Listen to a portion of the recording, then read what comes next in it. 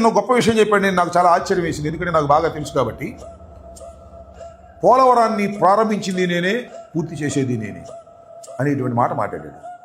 పోలవరాన్ని నువ్వు ఎక్కడ ప్రారంభించావు అంటున్నా. రాజశేఖర రెడ్డి గారు ముఖ్యమంత్రిగా రాకముందు 9 సంవత్సరాల పాటు ఈ రాష్ట్రానికి ముఖ్యమంత్రిగా ఉన్నటువంటి నారా చంద్రబాబు నాయుడు గారు అసలు పోలవరం గురించి ఇప్పుడు ఆలోచించేవారు. పోలవరం గురించి అనేక సందర్భాల్లో, చివరికి ఇక్కడ మీకు ఒక మాట గుర్తు చేస్తా. స్వర్గీయ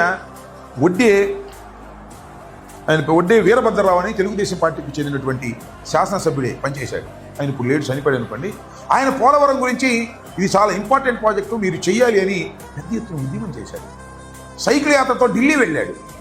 చివరికి పోలవరం ప్రాజెక్టు సైట్ దగ్గరికి వచ్చి గుండు చేయించుకున్నాడు నిరసనగా.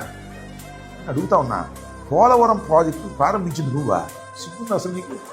అబద్ధం చెప్పడానికి కాస్త సిగ్గుపడాలి కదా, అసత్యం చెప్పడానికి సిగ్గుపడాలి కదా. డాక్టర్ వైఎస్ రాజశేఖర రెడ్డి గారు ప్రారంభించినటువంటి పోలవరం ప్రాజెక్టుని నేనే చేశాను అని చెప్పుకోవడానికి సిగ్గు కూడా లేకోకుండా చంద్రబాబు నాయుడు గారు చెప్పేసుకునేటువంటి కార్యక్రమం చేయడం చాలా బాధాకరమైనటువంటి అంశంగా నేను భావిస్తా ఉన్నాను. ఇవాళ చంద్రబాబు నాయుడు గారు పోలవరం ప్రాజెక్టు నేనే ప్రారంభించాను, నేనే పూర్తి చేస్తాను, పూర్తి చేయటం లేదో చూద్దాం, 2027కు పూర్తి చేస్తాననేటువంటి మాట మీరు చెప్తున్నారు.